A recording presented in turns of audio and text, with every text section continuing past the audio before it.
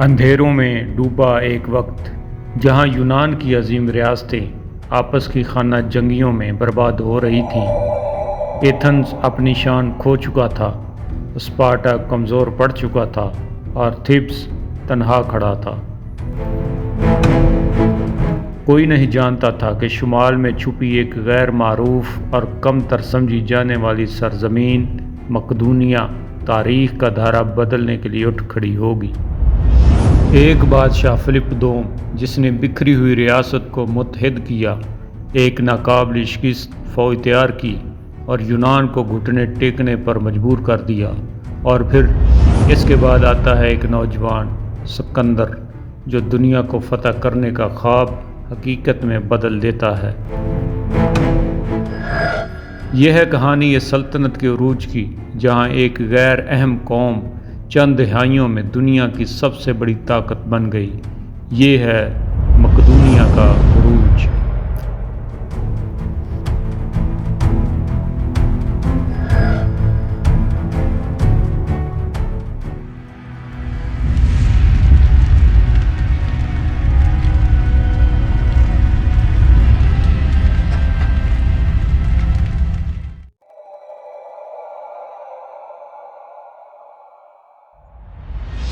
مقدونیہ یا میسیڈونیا کا عروج یونان کی چوتھی صدی قبل مسیح کی سب سے بڑی سیاسی اور فوجی تبدیلی تھی۔ یہ وہ دور تھا جب ایک نسبتاً غیر نمایاں خطے نے طاقتور یونانی ریاستوں کو زیر کر کے نہ صرف یونان پر تسلط قائم کیا بلکہ آگے چل کر ساری دنیا کو ہلا دینے والی مہمات کی بنیاد ڈالی۔ اس تبدیلی کا آغاز مقدونیہ کے بادشاہ فلپ دوم کے دور حکومت سے ہوا اور اس کا نقطہ عروج اس کے بیٹے اسکندر اعظم کے عہد میں دیکھا گیا۔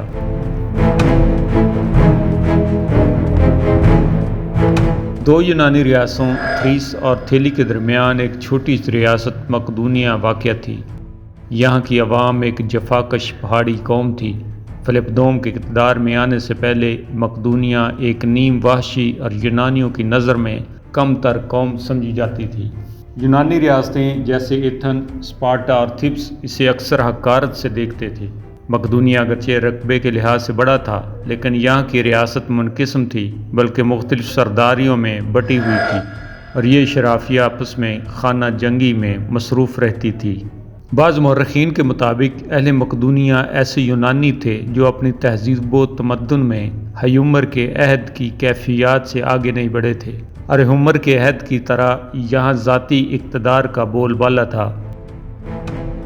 مقدونیہ کا پہلا مشہور حکمران آرگیاس پردیکاس تھا جس کا زمانہ 700 قبل مسیح کے بعد کا ہے۔ پردیکاس کے بعد اس کے 5ویں حکمران امینتاس اول نے جس کے عہد میں ایرانیوں نے مقدونیہ کو زیر کرنے کی کوشش کی لیکن اس کے بیٹے اسکندر نے انہیں شکست دی تھی۔ اسی خاندان میں 392 قبل مسیح کی طوائف الملوکی کے بعد اسکندر اعظم کا دادا امینٹس سوم تخت مقدونیہ پر بیٹھا۔ اس کے عہد میں ملک کو شدید ترین مشکلات کا سامنا تھا۔ ہمسایہ ریاست الیریا کے حملوں کی وجہ سے ایک وقت ایسا بھی آیا جب امینتاس کو تاج و تخت چھوڑ کر فرار ہونا پڑا۔ اس کے بعد ایک شخص آرگیوس کچھ دنوں کے لیے حکمران بنا لیکن صرف 2 سال بعد امینتاس جلاوطنی سے واپس آ گیا اور اپنی میراث پر دوبارہ قابض ہو گیا۔ 370 قبل مسیح کے کچھ ہی عرصہ بعد امینتاس اپنے 3 بیٹے چھوڑ کر جن کے نام اسکندر، پروکاس اور فلپ تھے راہی ملک عدم ہوا۔ ان تینوں میں سے اسکندر تخت نشین ہوا لیکن اس کی ماں کے ایک برادر نسبتی بطلیموس یا پیٹولمی نے اسے قتل کر دیا۔ بطلیموس اسکندر کے چھوٹے بھائی شاہ پروکاس کا متولی بن گیا اور اس نے شاہ پروکاس کی ماں سے شادی کر لی۔ بعض معاملات پر اہلیان تھیسلی حکمران مقدونیہ سے ناراض ہو گئے۔ انہوں نے مقدونیہ کے 50 بااثر افراد کو یرغمال بنا لیا جن میں شہزادہ فلپ بھی شامل تھا۔ 365 قبل مسیح میں شاہ پروکاس نے بطلیموس کو قتل کر کے زمام حکومت اپنے ہاتھ میں لے لی۔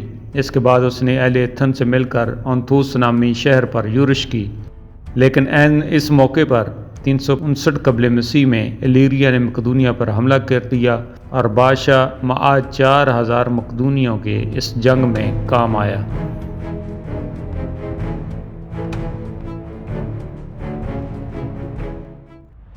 پروکاس کی موت کے بعد فلپ دوم تخت نشین ہوا۔ اس وقت مقدونیہ چاروں طرف سے خطروں میں گرا ہوا تھا۔ خارجی طور پر اسے تھریس، الیریا اور دیگر یونانی ریاستوں سے خطرہ تھا۔ اس کے علاوہ داخلی طور پر شاہ فلپ کو آرکیوس نامی ایک شخص سے، جو اس کا مد مقابل تھا، سخت خطرہ تھا۔ اس شخص کی تائید اور پشت پناہی اہل ایتھنز کر رہے تھے۔ اس طرح کم عمری میں مصائب و مشکلات نے فلپ کی درخشاں فطری قابلیت میں 4 چاند لگا دیے۔ تخت نشین ہونے کے بعد فلپ نے پہلا کام یہ کیا کہ حالات کو مد نظر رکھتے ہوئے فوج کو اثر نو منظم اور کارآمد بنایا اور ایک نئی جنگی حکمت عملی کے تحت مقدونوی دستے فلانکس ترتیب دیے۔ یہ دراصل نیزہ پردار سپاہیوں کے دستوں کی تنظیم تھی۔ فلپ دوم نے اپنی فوج کو بالکل نئے ہتھیاروں سے لیس بھی کیا۔ ان ہتھیاروں میں ایک 4 میٹر طویل نیزہ بھی شامل تھا جو فلپ کی اپنی ایجاد تھی۔ سپاہی سخت تربیت کے ساتھ قطار در قطار کھڑے ہوتے اور ان کے نیزے دشمن کے لیے فولادی دیوار بن جاتے۔ اس کے ساتھ ساتھ فلپ نے گھوڑ سوار فوج کو بھی مضبوط کیا جو جنگ کے دوران دشمن کے پہلو یا پیچھے سے حملہ کرتی تھی۔ پیدل فوج اور گھوڑ سواروں کے اس امتزاج نے مقدونیہ کو ناقابل شکست بنا دیا اور یہی نظام بعد میں اسکندر اعظم کی فتوحات کی بنیاد بھی بنا۔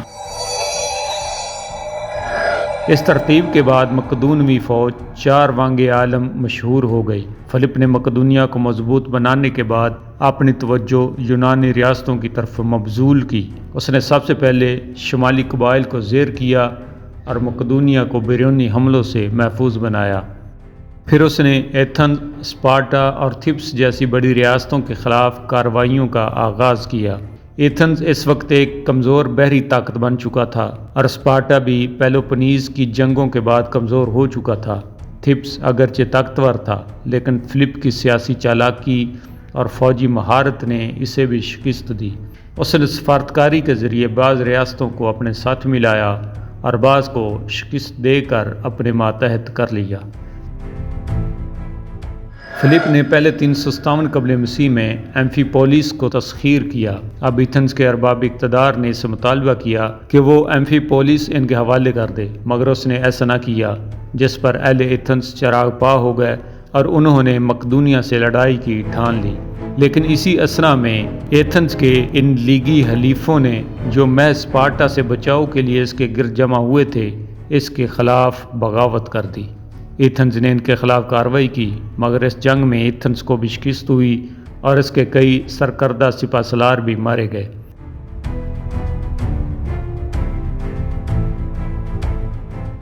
اس دوران فلپ کو اپنے معاملات کی نگرانی کا بہترین موقع مل گیا۔ اس نے ایمفیپولس اور پینا کے درمیان واقع یونانی شہروں پر توجہ مرکوز کر دی۔ ان شہروں میں اولیوس کو مرکزی حیثیت حاصل تھی۔ فلپ نے اس کی طرف دوستی کا ہاتھ بڑھایا، مگر امتھوس نے اسے فلپ کی جنگی چال سمجھتے ہوئے اسے مسترد کر دیا اور ایتھنز سے اس کے خلاف مدد مانگی۔ لیکن اہل ایتھنز نے امداد سے انکار کر دیا، جس پر اوپنتھوس نے مقدونیہ سے ناچار صلح کر لی، جس پر فلپ نے انہیں شہر اتھیموس معاوضے کے طور پر پیش کیا اور ایک شہر پوتیدیا بھی ان کے حوالے کر دیا۔ اس دوران اس نے مقدونیہ کے مشرق میں دریائے استریمون کے پار زردار پہاڑوں میں ایک شہر اپنے نام پر فلمی فلپ کے نام سے آباد کیا۔ اس شہر کے نواح میں سونے کی کانیں دریافت ہوئیں۔ مقدونیہ کے عروج میں اس کے قدرتی وسائل اور معاشی طاقت بھی نمایاں کردار ادا کرتے ہیں۔ اس شہر میں سونے اور چاندی کی کانیں موجود تھیں، جنہیں فلپ نے باقاعدہ طور پر کھول کر ریاست کے لیے آمدنی کا ذریعہ بنایا۔ اس دولت سے اس نے بڑی تعداد میں فوجی بھرتی کیے، جدید ہتھیار تیار کرائے اور مستقل فوج کو تنخواہیں دی۔ یونانی ریاستیں اکثر مالی مسائل کا شکار رہتی تھیں، لیکن مقدونیہ کے پاس اس کے برعکس جنگی اخراجات کے لیے وافر وسائل موجود تھے۔ ایک مضبوط معیشت نے فلپ کو وہ طاقت بخشی جس کے بغیر اتنی بڑی فوجی اور سیاسی اصلاحات ممکن نہ تھیں۔ ان کانوں سے مقدونیہ کی آمدنی میں 1000 تاخت سالانہ کا اضافہ ہوا، جس سے یونانی شہری ریاستوں کے سیاستدانوں کو رشوت دینے میں آسانی پیدا ہو گئی۔ دوسری طرف فلپ نے ایک مضبوط بحری بیڑا بھی تیار کیا، جس سے ایتھنز کی بحری تجارت میں اجارہ داری کو نقصان پہنچا اور مقدونیہ کے اثر میں عروج کی کیفیت پیدا ہوئی جو فلپ کی قابلیت کی وجہ سے تھی۔ فلپ دوم کی سب سے بڑی کامیابی 338 قبل مسیح کی چیرونیا کی جنگ تھی، جس میں اس نے یونانی ریاستوں کے مشترکہ اتحاد کو شکست دی۔ اس جنگ میں اس کا نوجوان بیٹا اسکندر بھی شریک تھا، جس نے اپنی پہلی بڑی فوجی کامیابی حاصل کی۔ اس جنگ کے بعد یونان کی آزادی ختم ہو گئی اور یونانی ریاستیں مقدونیہ کی بالادستی تسلیم کرنے پر مجبور ہو گئے۔ فلپ نے ایک کورنتھی اتحاد قائم کیا، جس میں یونان کی تمام بڑی ریاستیں شامل کی گئیں۔ بظاہر یہ ایک مساوی اتحاد تھا، لیکن در حقیقت اس کا سربراہ مقدونیہ تھا اور تمام یونانی ریاستیں اس کے فیصلوں کی پابند تھیں۔ فلپ نے اس اتحاد کو بنیاد بنا کر ایران کے خلاف مہم کی تیاری شروع کی، لیکن اس کی زندگی نے اسے مہلت نہ دی۔ 336 قبل مسیح میں وہ ایک سازش کے نتیجے میں قتل کر دیا گیا۔ فلپ کی موت کے بعد اس کا بیٹا اسکندر اعظم مقدونیہ کا بادشاہ بنا۔